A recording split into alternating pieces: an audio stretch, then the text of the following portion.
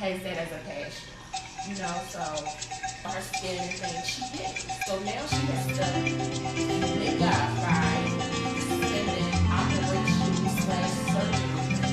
And she could have prevented by simply taking care of herself.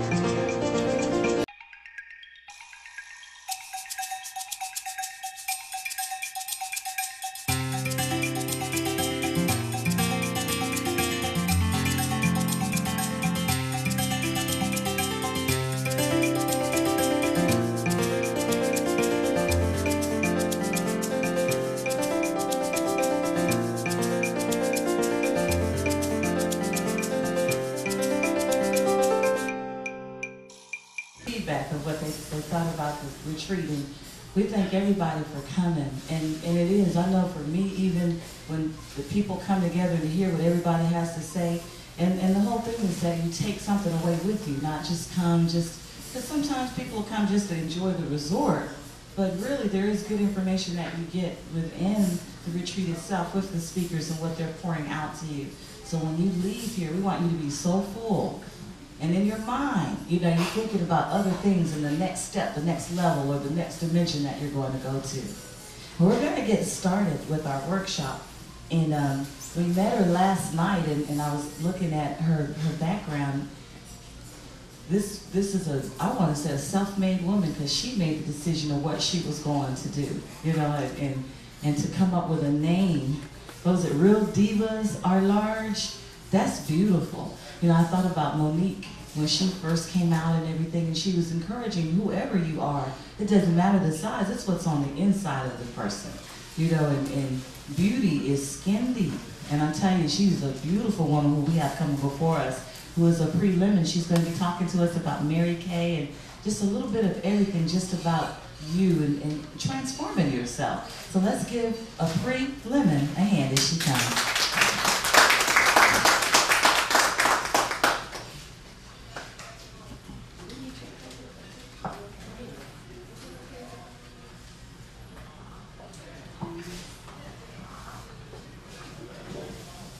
Good morning, everyone.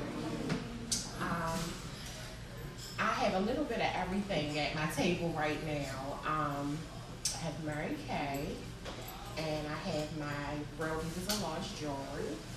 And the funny thing is, ever since I began this business, Real Divas of Large, I've noticed that when I work with models and I work with makeup artists, I work with fashion designers, I work with a little bit of everyone. And it's so funny how my previous business complements my new business. The biggest thing that stands out to me is that no one is being taught skincare. I see so many different models on a daily basis. You know, they contact me, oh, I was wondering if I could use your jewelry for a shoot, or, you know, someone who has a model agency may say, well, you know, we're having a fashion show. Is it okay if we pick up some of your pieces so that we can use it for your shoot? So I'm always in that atmosphere. And unfortunately, behind the camera, it's like nobody is taking care of their skin. And I don't think it's on purpose. I just feel like, you know, they're just not aware. And I remember growing up, and I used to look at these models and, you know, things, and I'm just like, God, I wish I had this like them. I wish I had that like them. And then it's just like, everything that they have is either photoshopped, it's cut and altered, and, you know, things like that. And I'm like, ain't this nothing? Because all this time I'm idolizing this person who isn't even real. So coincidentally, I was speaking to one of the models, and she was saying, her name is, what is her name? I'm thinking about her Twitter name, which is Juicy Ray. Well, she's a plus size model, and you know, she was asking me, she was like, you have really, really beautiful skin. And I'm like, you do too. I was like, well, tell me about your skincare regimen. She's like, I don't have one. I'm like, you hear what you just told me? Like, you don't have a skincare regimen. That's why you're not satisfied with your skin. So, you know, we've been talking and I introduced her to Mary Kay. And I'm like, why am I back here again? Because, you know, I made it up in my mind that I don't want to work for anybody else. I wanted to have my own business, even though, like, if you work for Mary Kay, you're not working for her directly. Like, this is your business. But I made it up in my mind, like, no, I want to do my own thing. But once again, I keep coming back to Mary Kay. So I'm talking to her, and she's like, well, I can try it out. Like, you know, she's telling me she uses Clearasil, she uses all these, you know, different things for her skin. And I'm like, well, do you moisturize? And she's like, no, I have oily skin. And I'm like, well, if you have oily skin, you still have to moisturize. You just have to use a moisturizer made for people with oily skin. And nobody educated her on those things. So, you know, what she was trying to achieve, she would never be able to achieve it because she was never educated on how to take care of her skin. So here I am once again back in, you know, Mary Kay. And I think it's awesome because I'm educating these women, telling them how to take care of their skin, you know, and I'm like, I just can't believe that I fell back. But the bottom line is, if I don't do it, somebody else will. Or if I don't do it, nobody else will. So it's helping me in the long run. So it's amazing how, you know, one talent of yours can complement the next. So basically, at my station, I would like to talk to everyone, you know, just give them some type of consultation about how to take care of your skin, how to achieve that look that you're going for. Not necessarily, you know, making you someone you're not, just enhancing the beauty that you already have. Also, with the Real Divas at Large, I have tons of accessories with me. And if you know anything about accessories, you know that it can complement any outfit, you know. And even with accessories, you know, everybody doesn't know how to accessorize, but you only figure that out once you ask, once you consult with someone who has that as a passion, you know. So if you don't take anything from me today, I just hope that you open up your mind to taking care of your skin and, you know, go ahead and jazz it up. Throw on some earrings every now and then. It's crazy what an accessory can do for an outfit, or, you know, to complement the look that you're trying to achieve. What was a question about skincare itself? You know, I don't think that we all realize just how important skincare is. You know, because it is actually one big cell over our body. You know, so it's important. Drinking a lot of water and things like that. So, what are the type of cleaning regimens that people should follow? Okay, so if I had to suggest anything, I know everybody is so busy nowadays. I know since I've been doing Mary Kay and Real Divas at Large, I never had time for anything.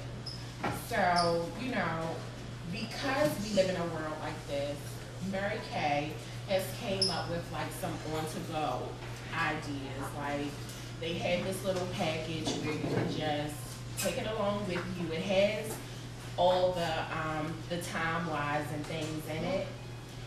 And all you do is wet it, rub it on your face, and, you know, moisturize, and then you're on the go. So if I had to recommend anything to anyone, I would tell you, in the morning when you wake up, wash your face, moisturize your face. When you moisturize, you protect your face. I remember coming up, I used to think that foundation was the enemy for some reason. Like, I remember people saying, oh, I'm beautiful, I don't have to wear foundation. And it's like, it's not about, like, foundation has never made anyone beautiful. Like, don't mistake, you know, the purpose of it. All foundation can do is kind of give you a blank canvas so that should you have a makeup artist, you know, they can just do their work.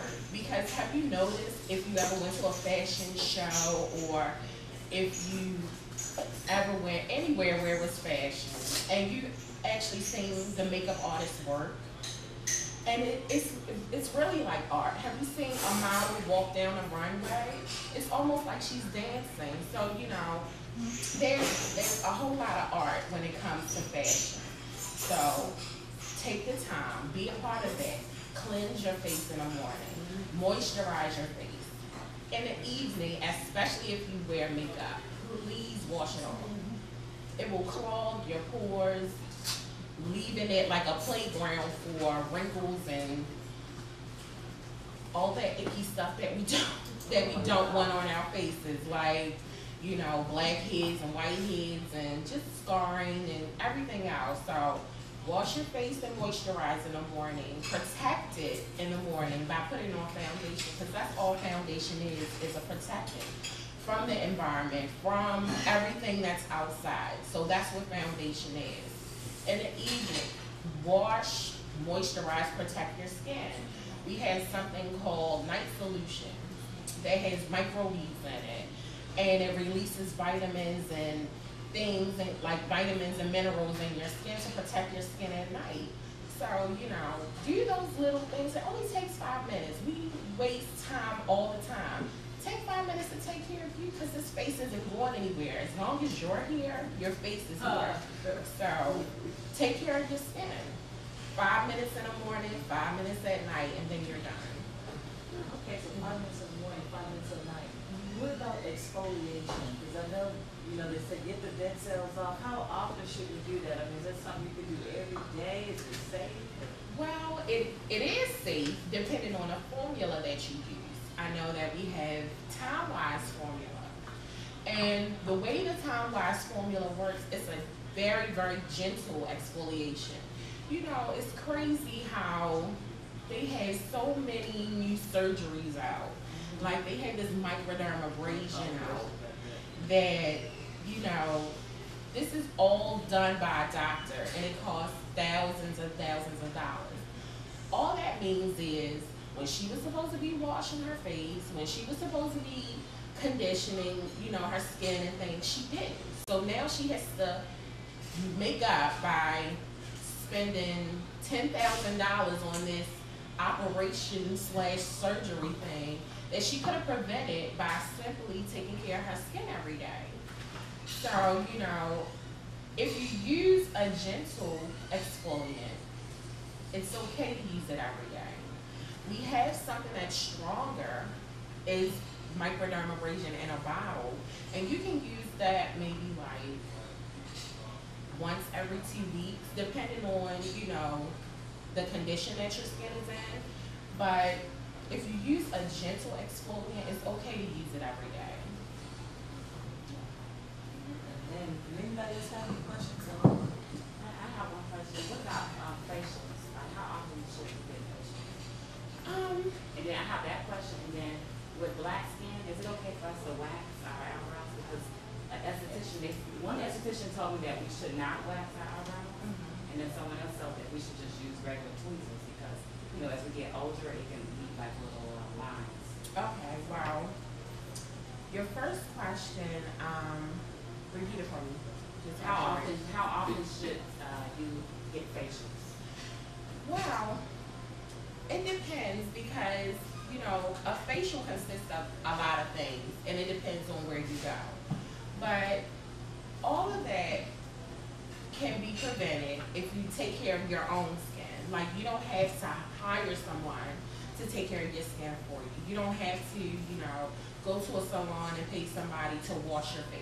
That's basically what a facial is. If you do that at home, you know, you can create a facial at home. Like we have about 5 steps. Even if, you know, you feel like, well, maybe Mary Kay isn't for me. Take care of your skin. Have a cleanser, have a moisturizer, have a protectant, you know, have those steps in place so that you won't have to hire anybody to wash your face. Because that's what she's doing. Well, that's what he's doing when you get a facial. So, you know, as long as you cleanse and moisturize every day, you don't have to do all that extracurricular activity.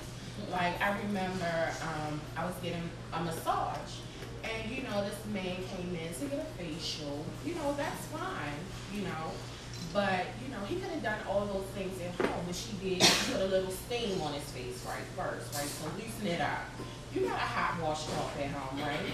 Set it on your face. Set it on your face and it will open your pores up. That's all this steam is doing for him. You know, then around the nose. You ever seen them when they push the nose really hard and all the whiteheads and stuff come out really quick? If you cleanse your skin every day, you know, especially like if you go to the gym or, you know, anytime when you're perspiring, cleanse your face right after. Your skin won't have time to cake up, you know, like that, where you have to have this procedure done. So, what else did she do? She used the exfoliant on his face. All of these things, again, you can do it at home. Like with the time-wise set, it cleanses, it tones the skin, and it exfoliates the skin. And all of these things is, you know, what she is doing to this man's skin. But she's charging him about $100 maybe. It can differentiate depending on where you go, but basically that's what she's doing to him. But again, you can do all of these things on your own at home. When you got men with face like mine, with all these bumps and stuff like that, and use cleansers and everything, try to clear the bumps, and then the bumps get bumps. What do you do for that? Like get rid of that. Okay. My bumps get bumps. Right. Right. Well, in some instances, when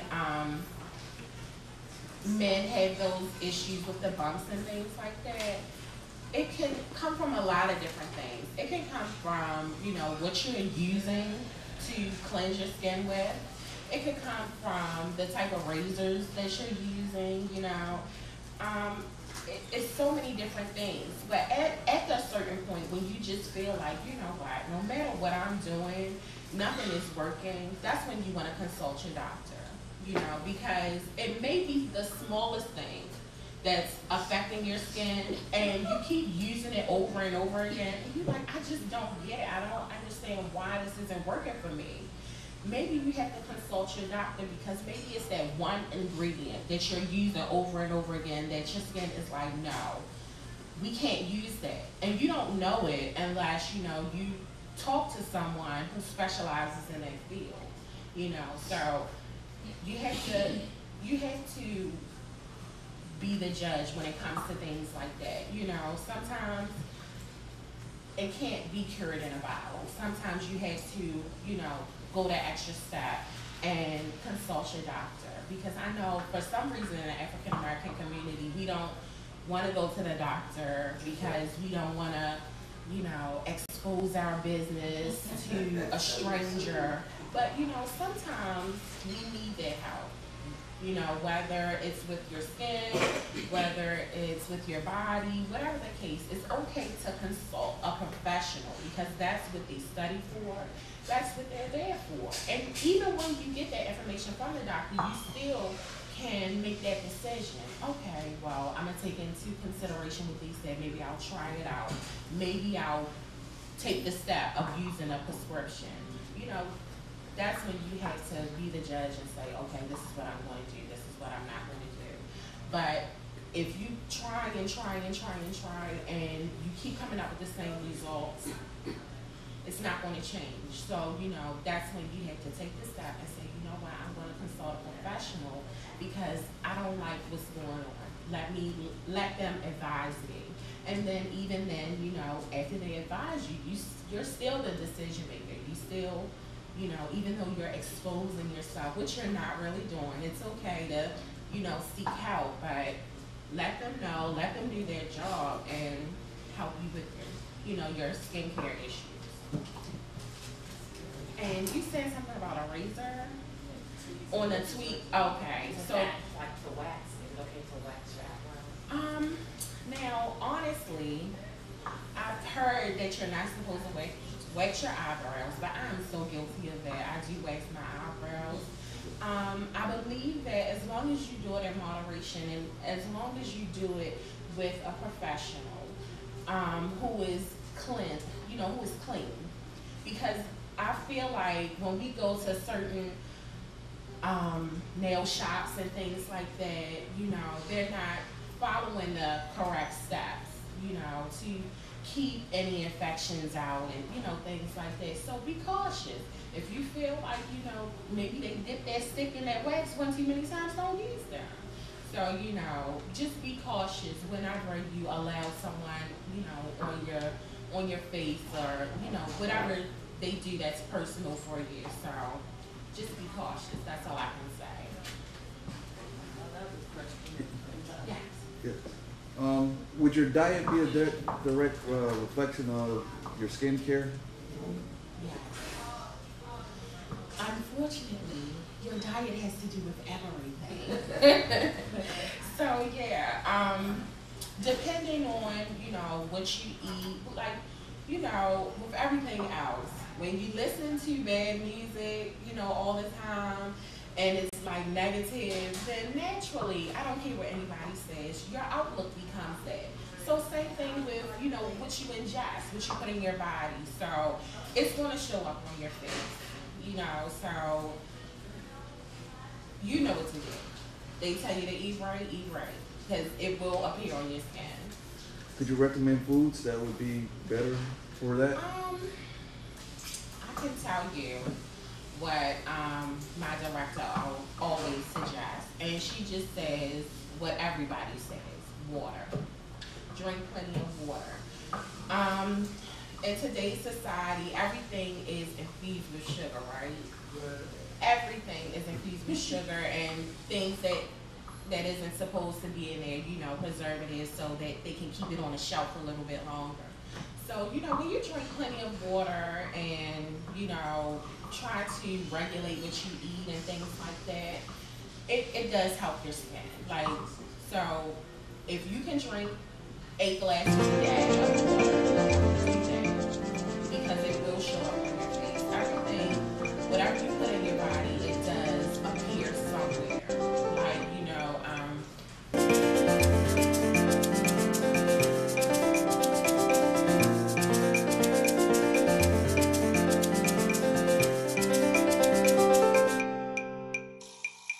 just like you said, you're putting on Carmex, you're putting on Vaseline, you're putting all these things to moisturize your lips, but you haven't put one thing on there to exfoliate. I do. I done scrubbed it Yeah. till it's red, but then after a day or so, I'm back. When I put on that lipstick or that lip gloss or whatever, put on a liner, I'm still peeling and picking and spitting and. I promise you, we have something called satin lips. And the satin lips, what it does is it's in 2 steps. And the first step is it exfoliates your skin. It gets all of those dead, you know, all of that dead stuff off of your skin. All the dead skin, it's just gone. And it completely wipes everything off of your skin. And then the second step is to moisturize. It's that easy. I've had people say the same thing to me, and you know, I introduced them to the product. I'm like, trust me, use this, put it on your skin, especially during this transition time. You know, we're going from summer to straight cold. Like, you know, it's no really fall in between. So it's like, exfoliate your skin, get everything off, because if you pick it, like some people use toothbrushes. Have you ever heard of that? You use a toothbrush and brush your lips really good and to get the skin off. But what it does is it evens it out. That's what the exfoliating does. Like taking a toothbrush won't do that, or you know, picking at it won't do that. Once you put the exfoliant on your lips, it smooths it out completely. So there isn't any leftover skin for you to pick, or there isn't any other dead skin left on your lips. And that way you have that blank canvas I was talking about. Then you put your moisturizer on there, and there it is. So I really, really think that would help you. You're welcome. Did anybody else have any questions? Well, that's it. Just one thing. Okay. Accessories. Oh, okay. Okay. What is too much sometimes? You know, sometimes we can overdo it. Right. Okay. So, people ask me that a lot about like what's too much and what's not enough. It's so many, like it's not just black and white.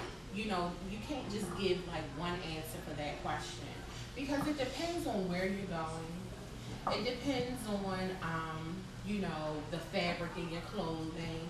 It's a lot of factors that determine like what's too much and what's not enough.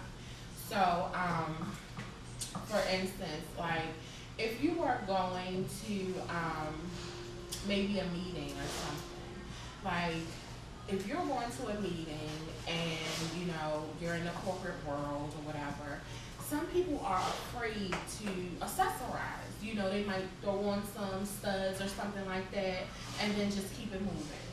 Or, you know, they may have on one ring. It's okay to accessorize, you know, and no matter what the atmosphere is.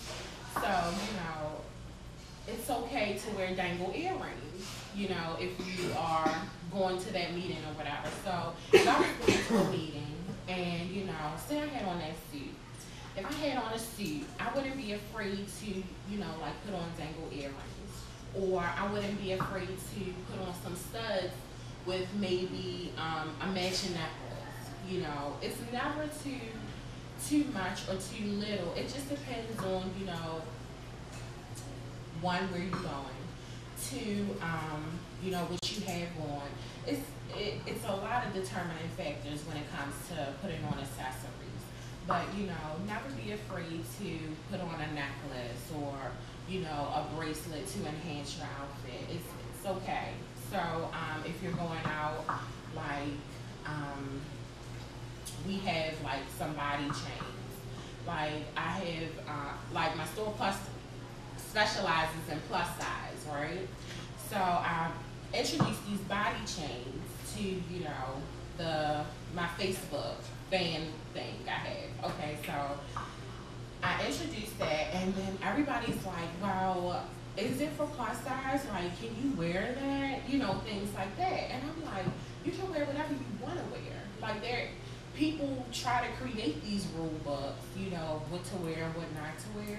But, you know, as long as when you put it on and you feel confident and, you know, it's not like fitting wrong. And when I say fitting wrong, I mean like it's not your size, not, you know, whatever everybody else thinks. It's just like, as long as it's your size and you're confident and, you know, go ahead and put it on if that's what you want to do. So when I introduced the body chains, I had a lot of people say, well, I don't know if I can wear that. I'm like, well, you know, come on and try it on. Once you try it on, you know, I can help you match it up with an outfit or something. And now everybody wears the body chains. Everybody wants a body chain. Like, I can't keep them in stock fast enough. And it's like, we gotta stop waiting on other people to, you know, justify or give us validation that it's okay to wear this or it's okay to do that. You know, whatever makes you happy, go ahead and do that. You know, as long as when you look in the mirror and you're like, okay, I'm well put together, I look good in this, then go ahead and do that. Like, we don't have to get validation of, you know, this is what you're supposed to wear with that, or we don't have to ask about 5 different people. Like, I know women, we do that a lot. Like, does this look right? Should I put this? You know, it's okay to, you know, consult friends and things like that. But once it gets to a point where you can't put anything on without some type of validation from anyone, then there's a problem. Because no matter how many people say yes, it's never going to be enough. So that's when you have to say, you know, is something wrong with me maybe, and maybe some things that I need to look at, whereas though, you know, I don't need to get validation anymore. I can just look in the mirror, put on my accessories, whatever I have, and that'll just be